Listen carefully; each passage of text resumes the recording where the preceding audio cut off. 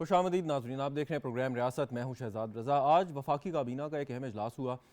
दहशत गर्दी की जो एक ताज़ा लहर मुल्क में हम देख रहे हैं, उस पर गुफ्तगू हुई, बातचीत हुई और इस बात का अयादा किया गया कि किसी सूरत भी दहशत गर्दों के आगे झुका नहीं जाएगा और रियासत उसी ताकत के साथ उनके खिलाफ कार्रवाई करेगी जैसे माजी में करती आई है। और इसके साथ जुड़ा है पाकिस्तान का मुआशी मुहाज़। पाकिस्तान की इस वक्त मईशत बहुत से चैलेंजेस का शिकार है, जैसा कि हम डिस्कस करते आए हैं, और उसकी एक बुनियादी बड़ी वजह जो इस वक्त नज़र आती है वो सियासी गैर यकीनी की सूरत हाल है। ख़ास तौर पे सूबों में इस वक्त हम देख रहे हैं कि पाकिस्तान तहरीक इंसाफ जो कि कौमी असम्बली से निकल चुकी है और दो सूबों में जो उसकी हुकूमतें हैं उनको भी तहलील करने का इरादा रखती है, लेकिन उसमें कुछ इफ्स एंड बट्स मौजूद हैं।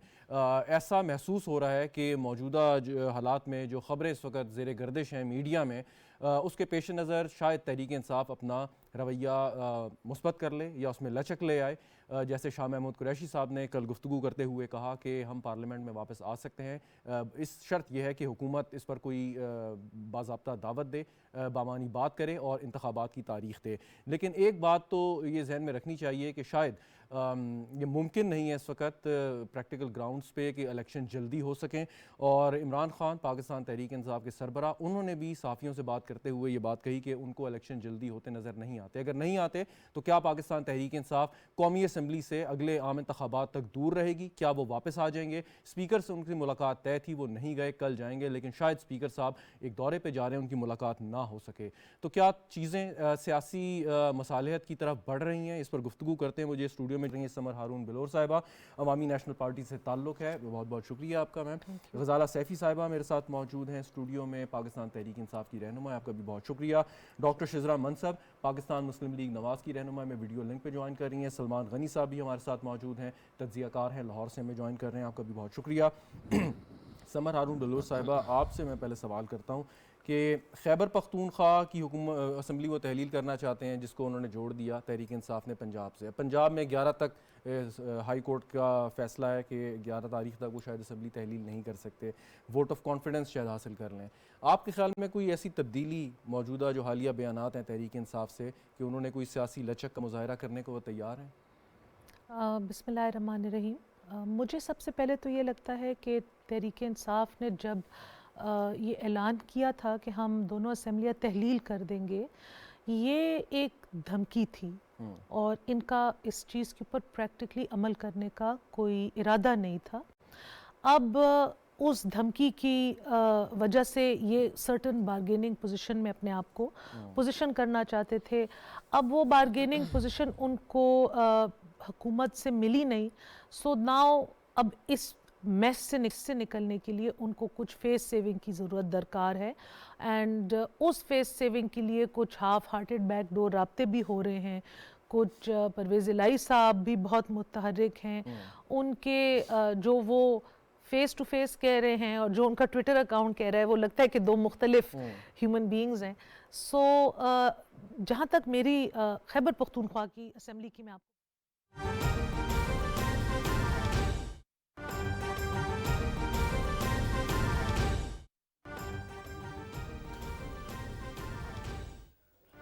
Army chief general Syed Asim Munir की ज़ेर सदारत कोर कमांडर्स कॉन्फ्रेंस में पाक फौज के पेशा वराना और तंजीमी उमूर का तफसीली जायजा लिया गया है। कॉन्फ्रेंस शुरका का दहशतगर्दी की लानत को जड़ से उखाड़ फेंकने के आज़म का अयादा। Army chief general Syed Asim Munir की ज़ेर सदारत कोर कमांडर्स कॉन्फ्रेंस हुई है और हमारे साथ हमारे नुमाइंदे इस वक्त मौजूद हैं, उनसे मजीद इस हवाले से बातचीत करते हैं। अस्सलाम वालेकुम। जी वालेकुम अस्सलाम। जी राना शहजाद, इस हवाले से हमें जरा डिटेल बताइएगा।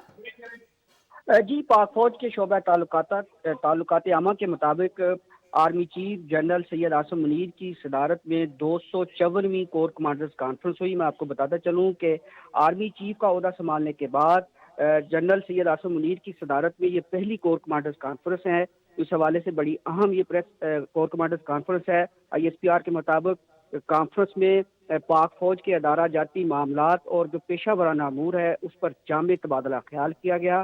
कॉन्फ्रेंस के शुरा ने इस अज़म का इजहार किया कि दहशत गर्दी के खिलाफ बिला इम्तियाज कार्रवाई जारी रखी जाएगी और दहशत गर्दी की लानत के खात्मे के लिए पाकिस्तान की आवाम की हमायत से पाक फौज मुअस्सर कार्रवाई करते हुए इस लानत को हमेशा के लिए ख़त्म करेगी। कॉन्फ्रेंस के तमाम शुरा ने मुल्क की जो जुग्राफियाई सरहदों की हिफाजत के हवाले से किए जाने वाले इक़दाम पर भी इत्मीनान का इजहार किया। जी बहुत शुक्रिया राना शहजाद आपका।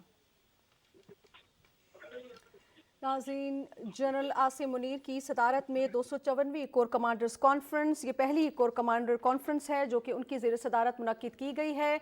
इसमें इस अज़म का इजहार किया गया है कि जो दहशतगर्दी की लानत है इसको जड़ से उखाड़ फेंका जाएगा। इसके अलावा पाक फ़ौज के पेशा वराना और तंजीमी उमूर का भी तफसीली जायज़ा लिया गया है। कॉन्फ्रेंस के शुरका ने इस अज़म का यादा किया है कि दहशतगर्दी की लानत को जड़ से उखाड़ फेंका जाएगा और इस सिलसिले में किसी किस्म की कोई रियायत नहीं दी जाएगी। Army chief general Syed Asim Munir की सदारत में कोर कमांडर्स 254वीं कोर कमांडर कॉन्फ्रेंस मुनक्किद की गई है। इस कॉन्फ्रेंस में पाक फौज के पेशा वराना उमूर के हवाले से भी तबादला ख्याल किया गया है और अज़म का इजहार भी किया गया है कि दहशतगर्दी की लानत को जड़ से फेंका जाएगा।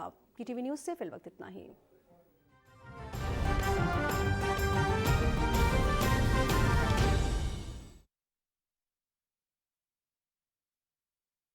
उस वर्डिक्ट देने की तारीख़ जो बढ़ाई जा रही है हुकूमत, जिस पे हमारी पार्टी के ऊपर कहा जा रहा है कि जी आप ये तारीख़ तो हम नहीं देंगे, हम तो रिक्वेस्ट कर रहे हैं, हम तो डिमांड कर रहे हैं एक तारीख़ दें ताकि सिलसिला जो है वो चले आगे और उसमें फिर पेशरफ्त हो और अवाम जो है अपना फ़ैसला सुनाएं ताकि जो पॉलिटिकल स्टेबिलिटी है वो आए और इकोनॉमिक स्टेबिलिटी ऑटोमेटिकली उस तरफ अंडरस्टैंड कि अगर इंतखाबात 8 या 9 माह दूर हैं और अगर हुकूमत कोई जल्दी की तारीख भी आपको दे दे तब भी ह्यूमनली पॉसिबल नहीं है कि 4-5 महीने से पहले इंतखाबात हो सके।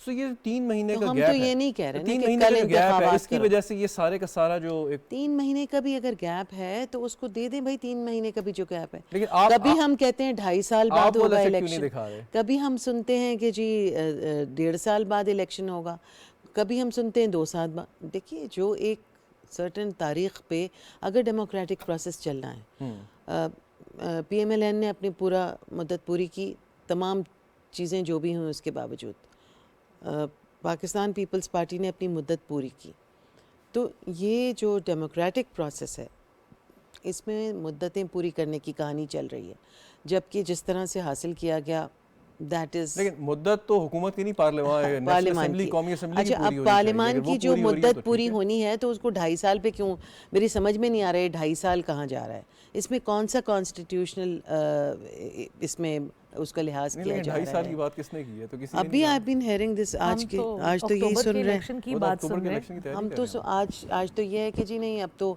हालात इतने ख़राब हैं कि हमें थोड़ा सा और टाइम चाहिए। अगर हुकूमत अक्टूबर की डेट दे, जो कि वो कई दफ़ा कह भी चुके हैं, तब तो कोई इतराज़ नहीं वापस आने में। अक्टूबर भी दूर है, जो तारीख असल है अगर वो भी उस पर भी करते हैं तो उसके लिए भी प्रोसेस शुरू होना पड़ेगा। ठीक, चलें, प्रोसेस शुरू होने के लिए आप लोगों को ऑन बोर्ड होना ज़रूरी है कि जो आप बैठ के बात करने को तैयार नहीं। खैर इस पर बात करता हूँ। डॉक्टर शिजरा साहिबा, वो कहते हैं प्रोसेस शुरू होना चाहिए, कोई बातचीत होनी चाहिए, और कल शाह महमूद कुरैशी साहब जैसे बात कर रहे थे तो एक पॉजिटिव सिग्नल मिला कि शायद पार्लियामान में वापस आ जाएं, अपना किरदार अदा करें। राजा परवेज़ अशरफ साहब स्पीकर कौमी असम्बली भी ये बार बार बात कह चुके हैं। सो अब लचक किसने दिखानी है, तहरीक इंसाफ ने या हुकूमत ने? देखिए, इमरान खान साहब अपने आप को खुद ही एक गली में धकेल चुके, यहाँ से उनको खुद भी रास्ता नहीं नजर आता कि इसमें मैंने बाहर कैसे निकलना है, क्योंकि 2014 वाला वो एक आइडिया था कि तब उन्होंने असेंबली से इस्तीफे दिए, उन्होंने प्रेशर डाला, ये किया वो किया, लेकिन वो इस चीज को भूल गए कि उस वक्त के हालात बिल्कुल और थे, अब के हालात बिल्कुल और है। इस वक्त इदारे जो है वो न्यूट्रल हो चुके हैं, ये सबको इस चीज का पता भी है। On his own Imran Khan साहब ने जितने भी लॉन्ग मार्च करने की कोशिश की है वो बुरे तरीके से फेल हुए। उसके बाद उन्होंने ये धमकी दी कि मैं पंजाब और KP असेंबलीज डिसॉल्व करूंगा।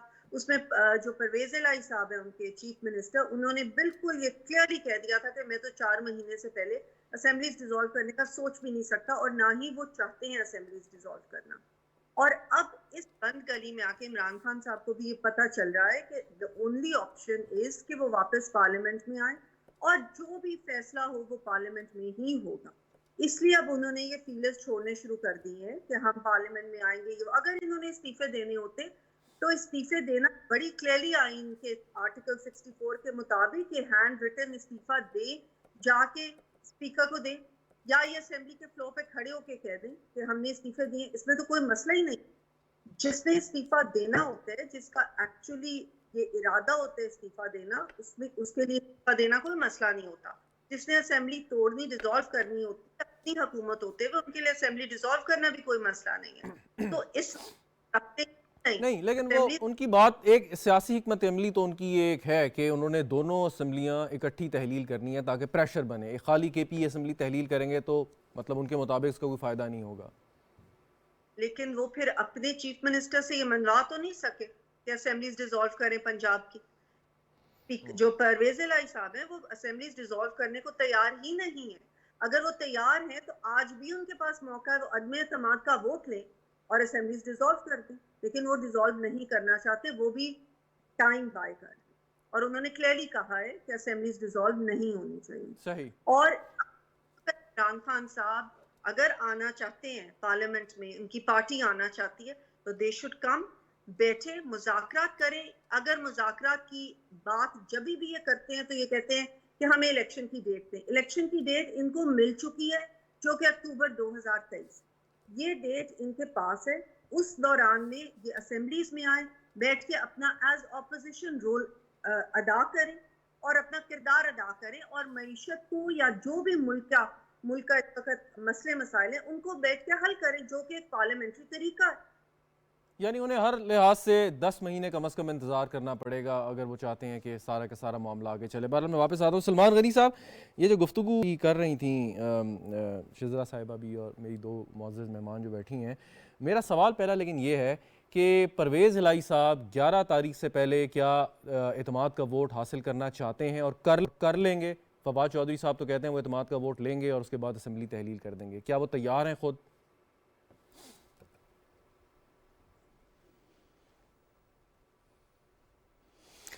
शहजाद, पहले तो मैं आपको मुबारकबाद देता हूं कि आपने आज 3 पार्टीज़ की बड़ी संजीदा ख़वातीन को अपने प्रोग्राम में मदऊ किया और उन्होंने बड़े मौसर अंदाज के अंदर अपनी पार्टी का मौक़िफ़ पेश किया।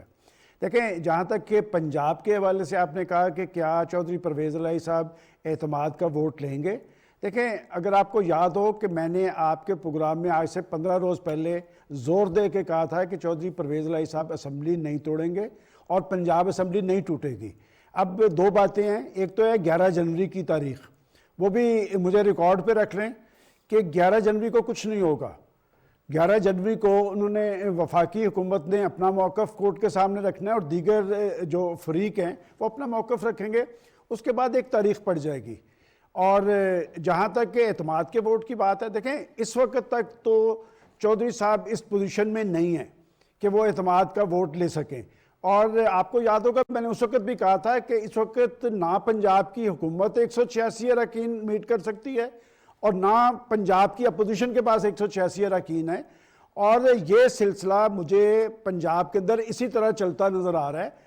और जहां तक असम्बली टूटने की बात है, देखिए शहजाद, हमें इस पर गौर करना चाहिए। तो ये बताएं कि वो कौन लोग हैं कि जो चौधरी परवेज़ इलाही साहब को एतमाद का वोट देना नहीं चाहते? वो कौन से लोग हैं जो ट्रेजरी बेंचेस पे बैठे हैं लेकिन परवेज़ इलाही साहब को एतमाद का वोट देना नहीं चाहते? और क्या ये मामला सुप्रीम कोर्ट में जो एक रिव्यू पेंडिंग है उन वोटों के हवाले से जो काउंट नहीं हुए थे उसके बाद तय होना चाहिए, उससे पहले?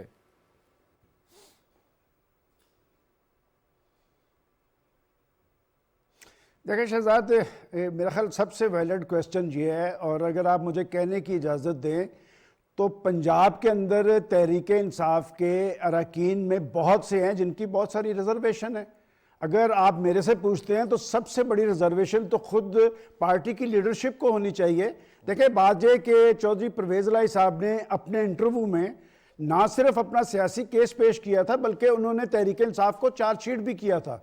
आप भूल गए कि उन्होंने क्या कहा था जनरल बाजवा साहब के हवाले से? जी बिल्कुल। किसको एहसान फरामोश कहा था? और ये उन्होंने क्या ये नहीं कहा था कि पंजाब असम्बली के 99% अरकान जो हैं वो असम्बली तोड़ने के खिलाफ हैं? फिर उन्होंने ये भी कहा था कि जी बात यह कि हमें अपने तरक्याती मनसूबे मुकम्मल करने हैं। देखिए चौधरी परवेज़ इलाही साहब की सियासत को मैं तकरीबन 30-35 साल से जानता हूँ। वो असम्बलियाँ तोड़ने वाले लोग नहीं हैं, वो तो असम्बलियाँ चलाने वाले लोग हैं। और बात यह कि शहजाद, जो पॉलिटिकल लोग होते हैं वो मामलात को आगे चलाते हैं। ये जो इस्तीफों का रुझान एक सामने आया है या असम्बली तोड़ने का, क्या इमरान खान साहब इसमें सरखू हुए? देखें मैं 1 मिनट और लूंगा कि अगर खान साहब वाकई इस पे संजीदा होते तो 2/3 अक्सरियत है पख्तूनख्वा की असम्बली में, एक इशारे पे वो टूट सकती थी। और मुसलसल उनका तर्जुमान बैरिस्टर सैफ ये कहता नजर आया कि पहले फैसला पंजाब का होना है। मैं आपको आज बता रहा हूं कि 11 जनवरी को भी कुछ नहीं होगा, ये मामला आगे की तरफ जाएगा। बिल आखिर इलेक्शन पे असम्बलियां तब टूटेंगी जब ओवरऑल अरेंजमेंट होगा। ये पाकिस्तान की सियासी तारीख में यही होता रहा है। ठीक, बिल्कुल ठीक। बिलोर साहिबा, ये फरमाइए कि ANP का एक राइज हमने देखा जनरल मुशर्रफ के जाने के बाद, और उसके बाद ANP ने काम भी, और खैबर पख्तूनख्वा को नाम दिलवाने में भी ANP का सबसे एक बुनियादी और मरकज़ी किरदार है। लेकिन वो जो पॉलिटिकल स्पेस ANP ने हासिल, मैं सिर्फ KP की बात कर रहा हूँ, वो तहरीक इंसाफ ने ले ली। अब पाकिस्तान अवामी नेशनल पार्टी को जिस स्टेज पे होना चाहिए था वो नहीं है। तो क्या आपका वोट बैंक टूट के तहरीक इंसाफ के पास गया, और अभी भी KP में अगर इंतखाबात होते हैं तो क्या आप इस पोजीशन में है कि तहरीक इंसाफ को कोई टफ टाइम दें या सूरत हाल तब्दील कर सकें? देखिए, हम तो 9 साल हमने तहरीक इंसाफ और तहरीक इंसाफ को लाने वालों को झेला है। हर किस्म का हमने तशद्दुद, वायलेंस, शहादतें और pre poll and on election day rigging हमने बर्दाश्त की। हमारे पास बहुत सारे सबूत हैं, लेकिन it has made us more hardened political workers. हमें ऑन ग्राउंड हमारी पार्टी बहुत मुतहर्रिक है, ऑन ग्राउंड हमारा वोट बैंक भी है, और खैबर पख्तूनख्वा में तबाहकुन हालात हैं। अगर आप देखें 2-3 दिन पहले अगर आपकी आंख से गुजरी हो, मसला ये है कि इतना कुछ मीडिया पे हो रहा है, सियासी इतनी हलचल है, और सारा फोकस अमूमन और बेशतर पंजाब की तरफ होता है। हमारे खैबर पख्तूनख्वा के एक मिनिस्टर ने पिछले हफ्ते एक डिपार्टमेंट को यरगमाल बना दिया, लोकल गवर्नमेंट के एक दफ्तर को यरगमाल बना दिया, क्योंकि उनकी मर्जी की क्लास 4 जॉब्स नहीं हुई थी। इससे एक हफ्ता पहले पेशावर के एक MPA ने SHO के ऊपर साथ एक हाथापाई की, फिर उनके ऊपर पिस्तौल तानने का फेक FIR दर्ज कराई, उनको मुअत्तल कराया, उनकी CCTV फुटेज आ गई। वहाँ पे एक आमरीत का एक सिस्टम चल रहा है, there is no check and balance, इंतहाई लेवल की करप्शन है। और ये तो अब इस्टेब्लिश्ड बात है कि इमरान खान साहब को 2018 के और 13 के इलेक्शन में लाने वाले कौन थे, उनकी मदद करने वाले कौन थे, उनकी पार्टी में बेशतर लोगों को शामिल करने वाले कौन थे। जब उनके साथ ये क्रचेज नहीं होंगे तो फिर आप देखेंगे कि उनका नतीजा भी इसी तरह नहीं होगा। आपके ख्याल में कि इस वक्त अगर KP की असम्बली तहरीक इंसाफ तहलील कर देती है तो क्या सियासी सूरत हाल क्या होगी? क्या लोग, जैसे अगर इमरान खान साहब दावा करते हैं कि उनके साथ खड़े हैं और हम तीसरी दफ़ा KP में हुकूमत बनाएंगे और अगले 5 साल के लिए बनाएंगे, ये आपको मुमकिन होता नज़र आ रहा है? मुझे तो जी नहीं नज़र आता। मैंने तो आपको पहले कहा है, वी आर रेडी। खान साहब तोड़ दें असेंबली, हम इलेक्शन की फील्ड में उतरने के लिए तैयार हैं।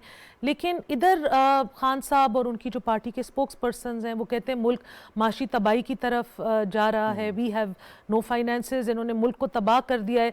अगर मुल्क में स्टैगर्ड इलेक्शंस होंगे और पख्तूनख्वा में खसूसी तौर पे सिक्योरिटी की सूरत हाल इंतहाई नाजुक एक मोड़ पे है, हमारी जो पुलिस पर्सनल हैं, हमारी FC पर्सनल हैं, वो दर्जनों के हिसाब से मारे गए पिछले साल में, and they are like sitting ducks. CTD के बारे में आपने रिपोर्ट देखी होगी। सो मतलब ये सिर्फ इतना इजी बात नहीं है कि आपने इलेक्शन कह दिया और इलेक्शन हो गया। इलेक्शन के अंदर लाखों लोगों की जान एट रिस्क है, लाखों पुलिस वाले ड्यूटी पे होंगे, सरकारी अमला होगा, करोड़ों अवाम निकलेगी। हमें सारों को मिल बैठ के एक प्रॉपर प्लानिंग करनी होगी। हमें एक सेल्फ डिस्ट्रक्ट मोड पे जाके और एक इज्तिमाई खुदकुशी की तरफ तो नहीं जा सकते जस्ट बिकॉज खान साहब doesn't want to play ball. Exactly, don't want to play ball. Ghazala Saifi साहिबा, ये एक तो पहले बताएं कि असेंबली अगर तोड़ देंगे आप पंजाब की और KP की, उससे क्या हासिल क्या होगा आपको? क्या इस पे भी यकीनन आपने वर्किंग की होगी? देखिए, नतीजा क्या निकलेगा? जब इतनी सारे लोग रिज़ाइन करेंगे और एक लार्ज नंबर असेंबली से आउट होगा तो इलेक्शन तो कराने पड़ेंगे। खाली असेंबली तो नहीं चल सकती ना स्मॉल नंबर के साथ, जिस तरह से यहाँ पे ये कर रहे हैं। हमारी एक बड़ी अपोजिशन है, बेसिकली लार्ज नंबर, बट हम तो असेंबली से आउट हो गए और फिर उसके बाद इन्होंने जो कुछ किया पार्लियामेंट में बैठकर, अब जब ये 2 असेंबलीज़ से हम निकलते हैं और उसे तहलील करते हैं तो हमारे पास एक बड़ा नंबर होगा कि जो निकलेगा बाहर, तो उसका रिप्लेसमेंट के लिए इलेक्शन कराने ज़रूरी होंगे। अच्छा, एक सिनेरियो, बाई इलेक्शंस जो हैं, बाई इलेक्शंस भी अगर कराते हैं, एक सिनेरियो अगर आपसे मैं सामने रखूं, आपने असेंबलियां तहलील कर दी, इलेक्शन कमिश्नर भी वही हैं जिनके ख़िलाफ़ आप इल्ज़ाम लगाते हैं या आप कहते हैं वो जानिबदार हैं, वज़ीर आज़म भी वही हैं, बाकी से जो वफाकी हुकूमत है वो सारी उसी तरह इन प्लेस है। आप इलेक्शन इस तमाम तर सेटअप के तहत ही आपके होंगे। इलेक्शन कमीशन पाबंद है कि असम्बली की तहलील के 90 रोज़ तक वो इलेक्शन करा दें, तो 90 रोज़ में जो इलेक्शन होंगे और मौजूदा डिस्पेंसेशन के तहत होंगे, फिर भी आपको कोई इतराज़ नहीं होगा कि सही है? देखिए, फर्स्ट थिंग कम्स फर्स्ट।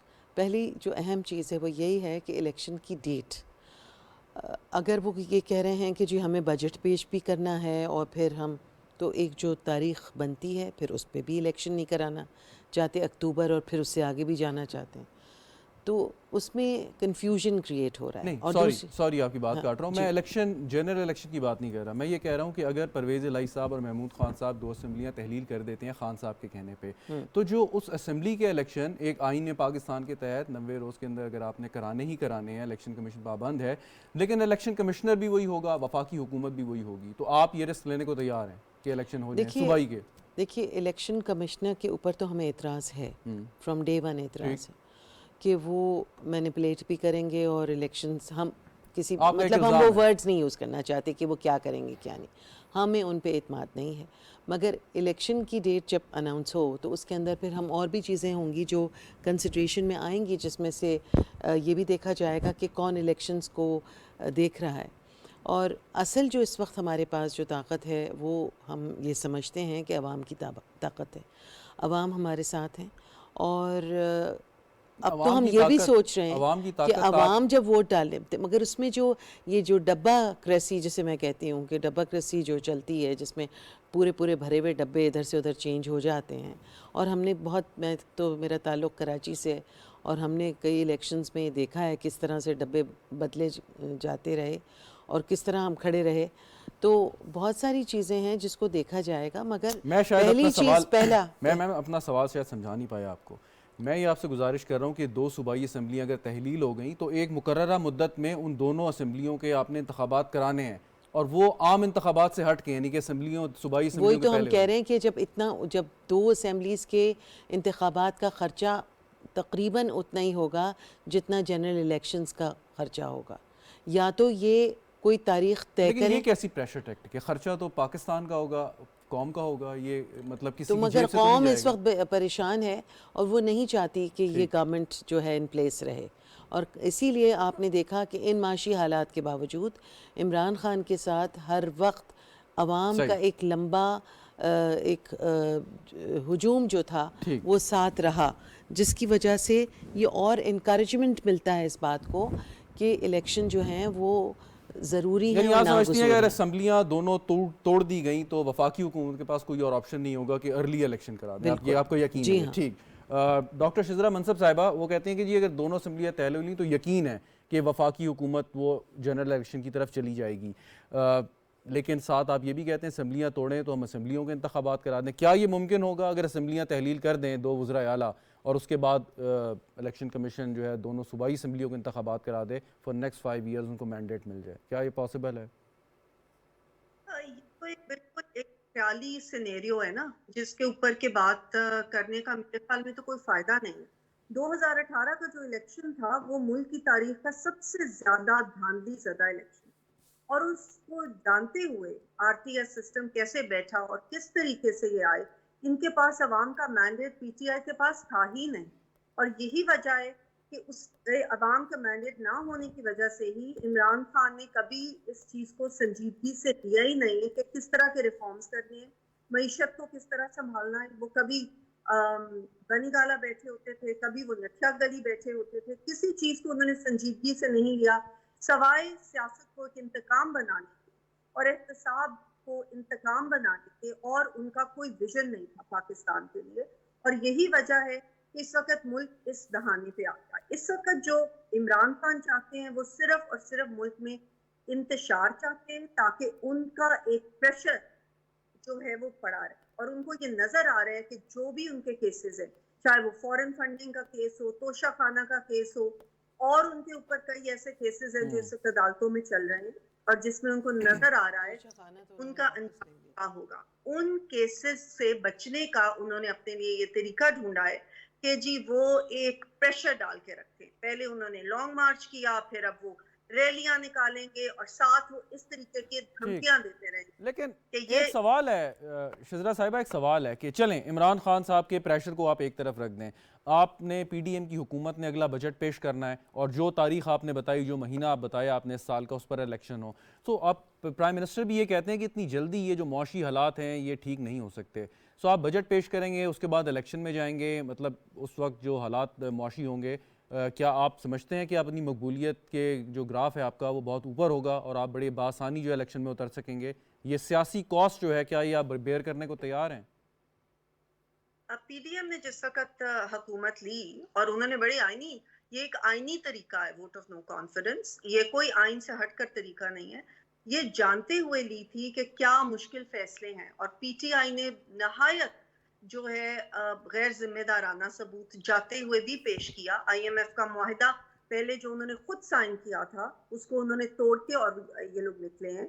लेकिन पीडीएम की तमाम जमातें ये सियासी कॉस्ट को जानते हुए ये फैसला किया और उनका नारा यही था कि हमने सियासत नहीं बल्कि रियासत बचानी। तो जाहिर है इस वक्त बहुत ज्यादा मुल्क में बहरान भी है, मुल्क ने बहुत, और इन सियासी जमातों ने फैसले भी करने हैं, लेकिन अगर सबको पाकिस्तान और मुल्क जो है वो सबसे अहम है और वही मुकद्दम है, तो फिर तो ये सियासी फैसले करने पड़ेंगे। हम बहुत बुरे तरीके से इस वक्त एक उसमें फंस चुके हैं पीटीआई के पॉलिसीज की वजह से, चाहे वो फॉरेन पॉलिसी हो। बहुत सारे जो हमारे दोस्त मुल्क थे वो भी नाराज हैं, जो वैसे हमारे दूसरे तरीके से हमारे पार्टनर्स थे वो भी नाराज हैं। अच्छा, आप लोगों की यानी कि पीडीएम की और पंजाब में अपोजिशन की एक कोशिश रही है कि असेंबली को तहलील होने से बचाया जाए, लेकिन हमने देखा कि जब ये डी नोटिफाई हुए वजीर आला, तो उसके बाद आपने तहरीक अदम एतमाद वापस ले ली, यानी कि अब वजीर आला साहब अगर उनको अदालत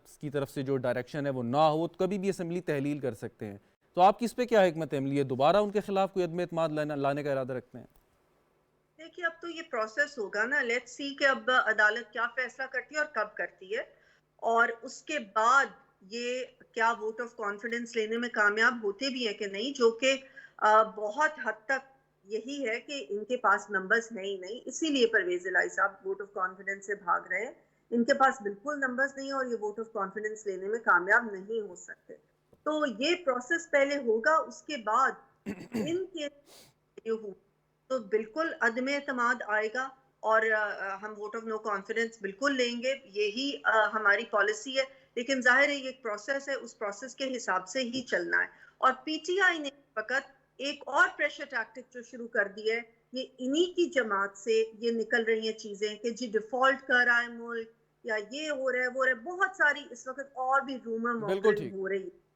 तो ये तो इन चीजों को देखते हुए अपने अंजाम को प्रीएम्प्ट करने के लिए इस तरह के रूमर्स चला रहे हैं। पीडीएम की जमातों का इस किस्म का कोई इरादा नहीं है। बिल्कुल ठीक। सलमान गनी साहब, इमरान खान साहब ने एक जारहाना से आगाज़ किया है और वो अपने अहदाफ भी हासिल करना चाहते हैं, बज़ाहिर लग रहा है उनको उसमें कामयाबी हासिल नहीं होगी, तो फिर भी उन्होंने लेकिन अपना तर्ज सियासत नहीं बदला। वो तो समझे जाते हैं कि वो क्रिकेट के मैदान के खिलाड़ी हैं, वो पता है उन्होंने किस तरह पोजीशन चेंज करनी है या हिकमत अमली कैसे तब्दील करनी है। इसकी क्या वजह है कि जब नज़र आ रहा है कि हमें कामयाबी नहीं मिलेगी, फिर भी हिकमत अमली, पब्लिक पोस्टरिंग, स्टेटमेंट्स वो बिल्कुल सेम है, उनमें कोई कमी नहीं आई?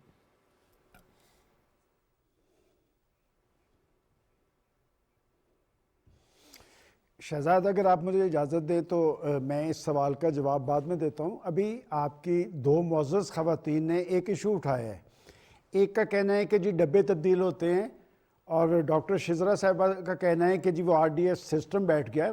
मेरा ख्याल शाह महमूद कुरैशी साहब ने जो बात की है बड़ी इम्पॉर्टेंट है, इसकी टाइमिंग बड़ी अहम है, इसलिए कि कल सुबह 11:30 बजे स्पीकर कौमी असम्बली से मिल रहे हैं और ये वफद बड़ा इंपॉर्टेंट है। इसमें शाह महमूद कुरैशी साहब हैं, परवेज़ खटक साहब हैं, असद उमर साहब हैं, फवाद चौधरी साहब हैं, आमर डोगर साहब हैं।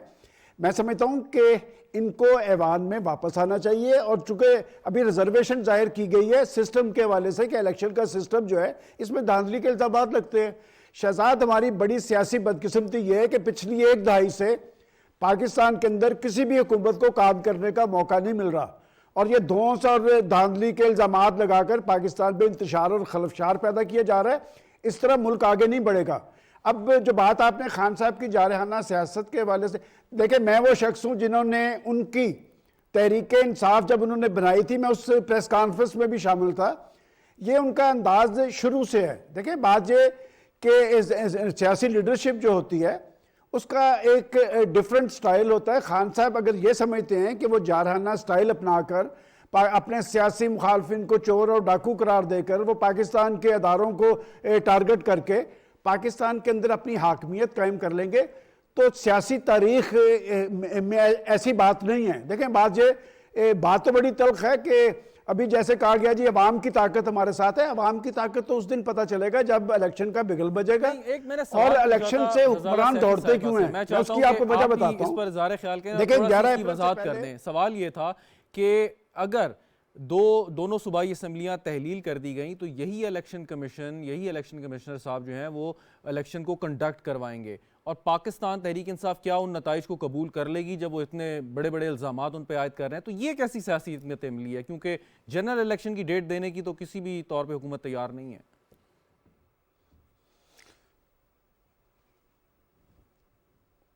देखिए शहजाद, मैं तो हूँ वर्किंग जर्नलिस्ट, मेरे पास तो साथ इंफॉर्मेशन है। क्या मैंने आपके प्रोग्राम में दोनों दफ़ा ये नहीं कहा था कि असम्बली नहीं टूटेगी?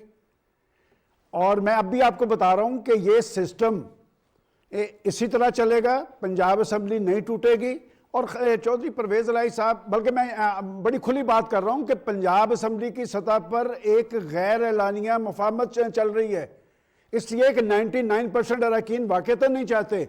और आप पख्तूनख्वा का देखें ना कि वहाँ का तर्जुमान, मैं बार बार कोट कर रहा हूँ, वो पहले रोज से कह रहे हैं जी हम तो तब तोड़ेंगे जब पंजाब असम्बली टूटेगी। और जहाँ तक आपने इलेक्शन कमीशन की बात की है, शहजाद, ये जो सारा प्रोसेस होता है आइन के तहत होता है इलेक्शन का। और आपने क्या इलेक्शन कमीशन के वो बयानात नहीं सुने कि जी ये आइनी ज़रूरत है, मरदमशुमारी आइनी ज़रूरत है कि मरदमशुमारी कंप्लीट होनी है, फिर हल्का बंदियाँ हैं। और खान साहब ने दुरुस्त कहा है। देखिए खान साहब को ये बात पता है, वो कहते हैं जी इलेक्शन अब हों या सितंबर अक्टूबर में हों, या वो अब उन्हें होते नजर नहीं आ रहा है। देखिए 2002 से लेकर 2018 तक आप सारा देख लें, वो हमेशा से ये कहते हैं कि जिस असम्बली में वो नहीं होंगे वो धांधली ज़दा असम्बली है। और आज तक जो उन्होंने से इशू तो बनाया है, लेकिन असम्बलियों ने अपनी मुद्दत पूरी की है। और मैं आपको पूरे यकीन से कह रहा हूँ, आप मेरी बात लिख के रख लें कि ये असम्बलियाँ भी अपनी मुद्दत पूरी करेंगी। ठीक, असम्बली मुद्दत पूरी करेगी। समर बलोर साहिबा, ये बताएं कि पाकिस्तान तहरीक इंसाफ आप अगले इंतखाबात में उसके बाद किस जगह पे देखती हैं? एक हकीकत है, एक बड़े सियासी प्लेयर हैं, उनकी एक इम्पोर्टेंस है। इस वक्त नज़र आ रहा है कि क्या सिर्फ चंद लोग हैं उस जमात में कि जिनकी वजह से प्रॉब्लम हो रहा है, या एज अ होल पार्टी आप समझते हैं कि उनकी कोई स्पेस नहीं है, या आप समझती हैं कि उनकी स्पेस भी है और उनको ऑन बोर्ड आना चाहिए आप लोगों के साथ किसी भी किस्म की बातचीत में, चाहे इंतखाबी इस्लाहात हों? या सबसे पहले तो मैं आपके एक कमेंट का जवाब देना चाहूँगी कि आपने कहा था कि खान साहब जारहाना सियासत लगातार कर रहे हैं। मुझे तो लगता है कि खान साहब बहुत बैकफुट पे चले गए हैं। लफ्ज़ी वो थोड़ी बहुत गोलाबारी कर रहे हैं, वो भी उनकी लहजे में काफ़ी फ़र्क आ गया है।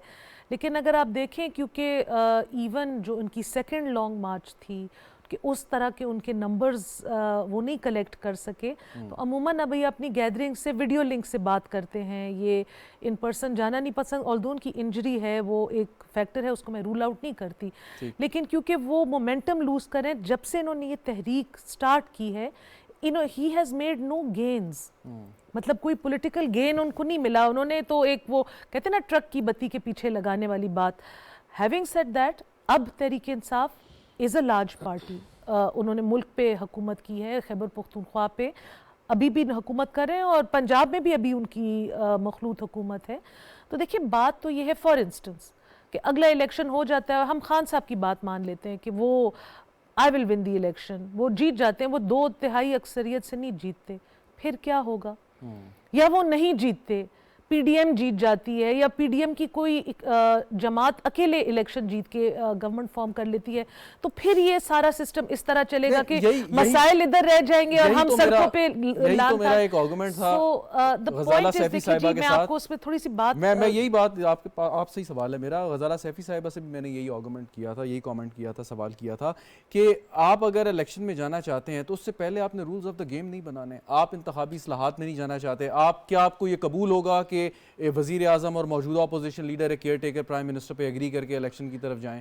तो ये सारी बातें तहरीक इंसाफ इन चीज़ों का जवाब नहीं देगी। हमारी तो सब कॉन्टिनेंट का कल्चर ही सारा जिरगे का, हुजरे का, डेरे का, बैठक का है।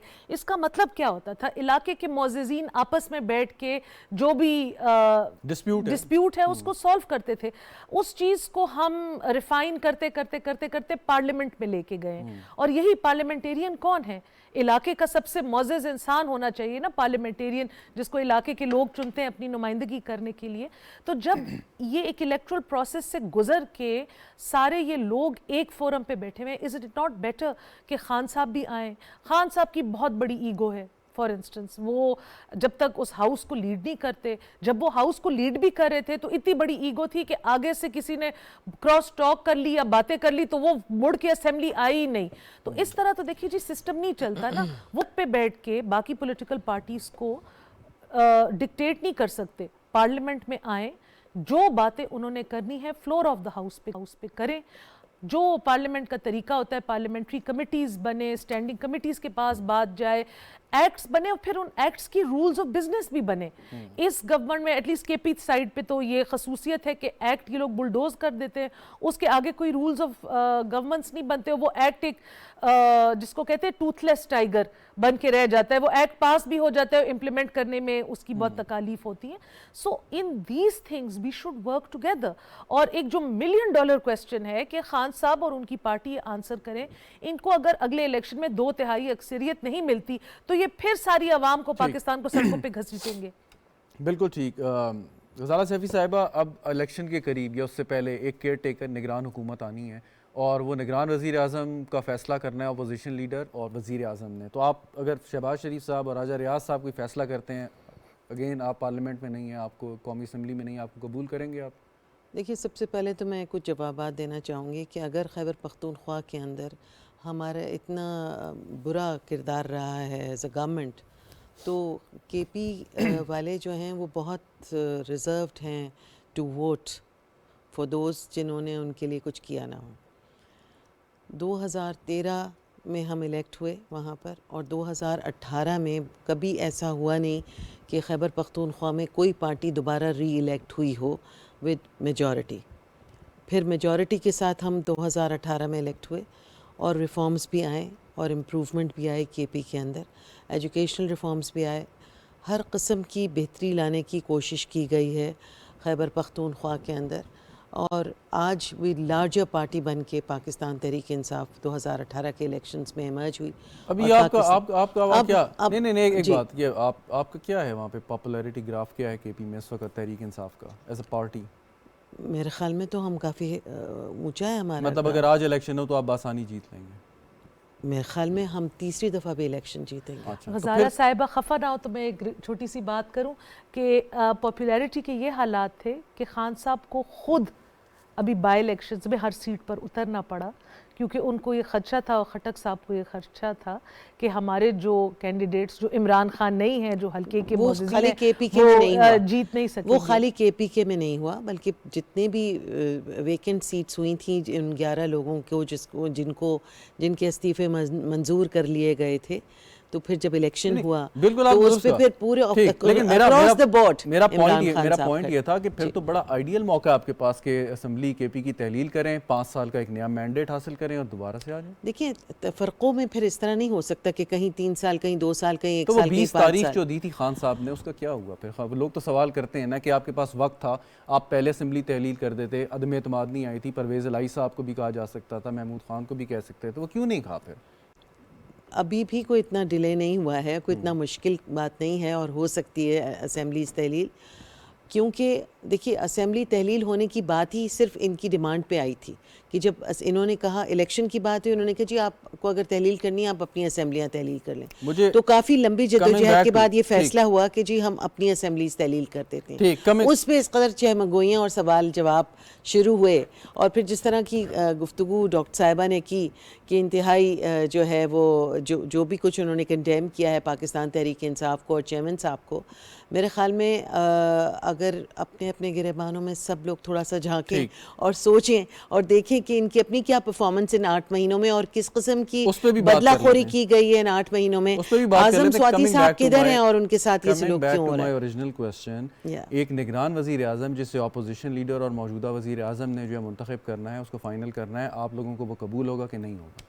जब हम मिलके करेंगे तो ऑब्वियसली कबूल होगा, क्योंकि हमारी मिलके तरफ से कैसे भी करेंगे? सजेशन करेंगे? जाएगा। मिलके कहाँ करने के लिए करेंगे? आपको कौमी असेंबली में वापस आना पड़ेगा। उसके लिए इनको पहले डिसाइड करना पड़ेगा कि कब इलेक्शन के लिए जा रहे हैं। अगर ये इलेक्शन की डेट ही नहीं देंगे तो फिर टेक्नोक्रेट गवर्नमेंट किधर से आएगी बीच में? ये तो अभी कोई ऐसी टेक्नोक्रेट गवर्नमेंट की बात नहीं कर रहा है। नहीं, मैं ये तो केयर नॉट वही टेक्नोक्रेट। केयर टेकर गवर्नमेंट की तो कोई बात नहीं कर रहे हैं ना अभी।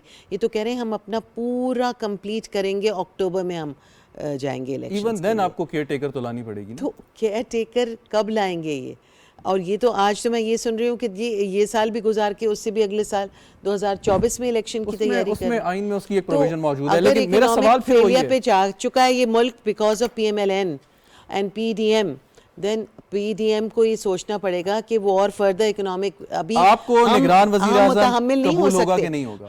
हम पाकिस्तानी कौम इस वक्त इकोनॉमिक डिजास्टर और डिफॉल्ट के मुतहम्मिल नहीं हो सकते, कभी भी नहीं हो और सकते। ये हम निगरान बिल्कुल वज़ीर वर्ज पे आज़म हैं। आपको कबूल होगा कि नहीं? वो लोग जी निगरान वज़ीर आज़म आपको कबूल होगा कि नहीं होगा?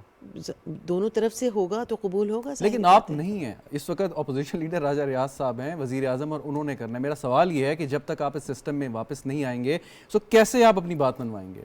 आईने पाकिस्तान के तहत वज़ीर आज़म ने और अपोजिशन लीडर ने करना। देखिए, जब डेट अनाउंस होगी हम आ जाएंगे और फिर उसके बाद वो चूज कर लेंगे जिसको भी चूज करना और होगा। डेट के साथ साथ निगरान कैबिनेट भी अनाउंस हो गई और निगरान सेटअप भी अनाउंस जी हो गया, तो बिल्कुल, मेरा फिर यही ये फिर सवाल है। मुतनाज़ा हो जाएगा।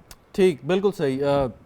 डॉक्टर शिजरा मनसब साहिबा, अब मामलात आगे बढ़ेंगे। आपने कहा कि इंतखाबात वक्त पे होंगे, लेकिन अल्टीमेटली आपको बात करनी होगी कि कहीं ऐसी सूरत हाल ना हो कि इंतखाबात के बाद मजीद पोलराइजेशन हो जाए, मजीद से इस्तेहकाम आ जाए। सो उसके लिए आप समझती हैं कि तहरीक इंसाफ को ऑन बोर्ड आपको लेना पड़ेगा, चाहे वो आए या ना आए, या उसके बगैर भी काम चल जाएगा?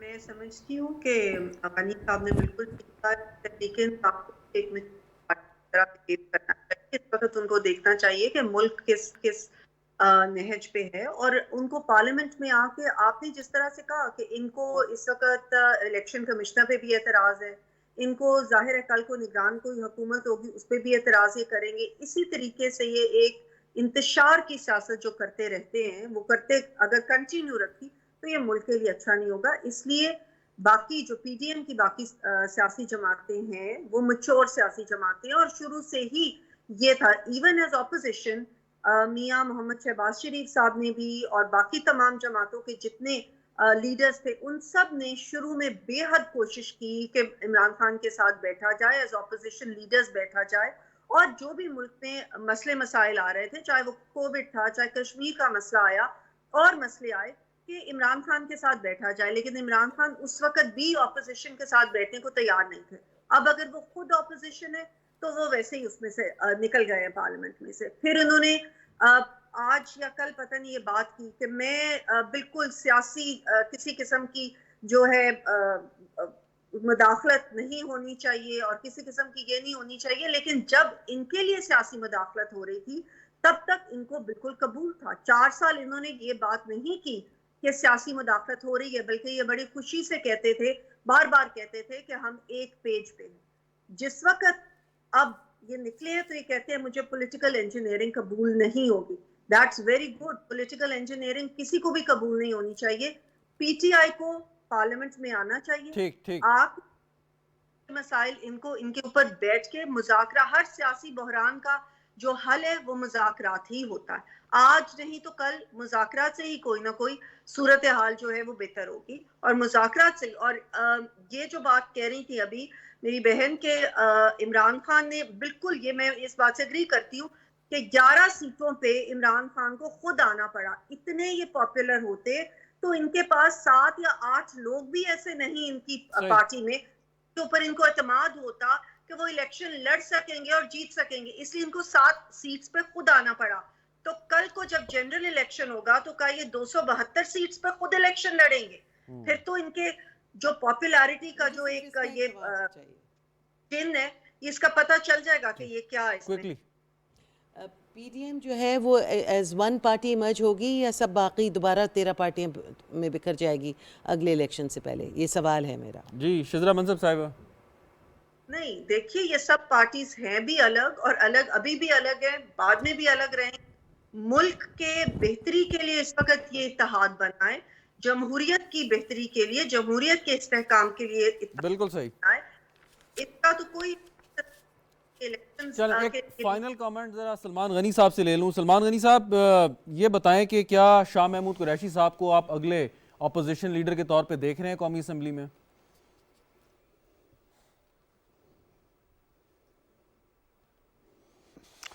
देखिए शहजाद, इस पे तो कुछ कहना कबल अज़ वक्त है, लेकिन शाह महमूद कुरैशी साहब ने, मैं समझता हूँ कि गेंद जो है वो हुकूमत की कोर्ट में डाला है और दुरुस्त कहा उन्होंने कि वो पार्लियामेंट में वापसी की दावत हमें बिलावल भुट्टो जरदारी ना दे, प्राइम मिनिस्टर शहबाज शरीफ दें। तो मेरा ख्याल है शहबाज शरीफ साहब तो हमेशा से डायलॉग की बात करते रहे हैं, उनके पाकिस्तान की तमाम पॉलिटिकल फोर्सेस से राब्ते हैं, तो मैं समझता हूँ कि प्राइम मिनिस्टर साहब को ज़रूर उन्हें पार्लियामेंट में वापसी की दावत देनी चाहिए ताकि वहाँ पर इस्लाहात हो। जहाँ तक इलेक्शन की डेट का सवाल है, देखिए बात यह है कि अगर ज़मीनी हक़ाइक़ का आप जायज़ा लें तो इलेक्शन का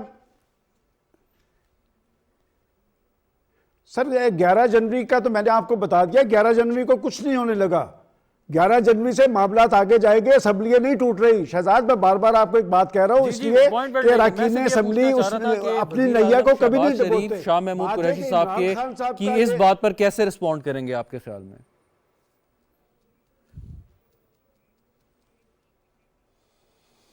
मेरा ख्याल है अगर आप मेरे से पूछें तो शायद आप नहीं जानते कि शाह महमूद कुरैशी साहब से शहबाज शरीफ साहब के साल से तल्लुकात है। पॉलिटिकल लोग आपस में बात करते हैं। बदकिस्मती ये है कि खान साहब के सियासत में आने के बाद एक ऐसा डेडलॉक क्रिएट हुआ है कि हुकूमत और अपोजिशन आपस में नहीं बैठती। 3.5 साल वो पाकिस्तान के प्राइम मिनिस्टर रहे, वो अपोजिशन लीडर से मिलने के लिए तैयार नहीं थे और अपोजिशन लीडर ने उस वक्त भी उनकी तरफ सुलह का हाथ बढ़ाया था पार्लियामेंट के अंदर, क्या है हम आपके साथ मिलते हैं, मुआशी मामलात को बेहतर करें। शहबाज शरीफ साहब मैं आज भी तवक्को करता हूं कि उन्हें इस पेशकश का खैर मकदम करना चाहिए और पीटीआई को पार्लियामेंट में वापस आकर इस्लाहात की बात करनी, इस्लाहात करनी चाहिए। देखिए बड़ा इशू इंतखाबात नहीं, इस्लाहात है। बहुत बहुत शुक्रिया सलमान गनी साहब, हमारे साथ आप मौजूद थे। समर हारून बिलोर साहब आपका बहुत शुक्रिया। गजाला सैफी साहब आपका भी शुक्रिया। डॉक्टर शिजरा मनसब साहब का भी बहुत शुक्रिया, हमारे साथ मौजूद थी। नाजरीन, पाकिस्तान तहरीक इंसाफ ने फैसला करना है, लेकिन जो बात उनको कही जा रही है और बार बार कही जा रही है, मुख्तलिफ सियासी रहनुमाओं की तरफ से कही जा रही है कि वो पार्लियामान में आके अपना किरदार अदा करें, क्योंकि बहुत से ऐसे सवाल हैं जो जवाब तलब हैं और उनका जवाब नहीं आ सकता अगर पाकिस्तान तहरीक इंसाफ वापस सिस्टम का हिस्सा नहीं बनती। तो बहुत से ऐसे फैसले जो वो बतौर अपोजिशन जमात कर सकती है हुकूमत के साथ मिलके, उससे वो महरूम रह जाएगी और उसके नतीजे में जो सूरत हाल आएगी, जो नताइज आएंगे, क्या वो तहरीक इंसाफ को काबिल कबूल होंगे, ये भी एक बहुत बड़ा सवालिया निशान है। जवाब का इंतजार रहेगा। प्रोग्राम देखने का शुक्रिया, इजाज़त दीजिए, खुदा हाफिज़।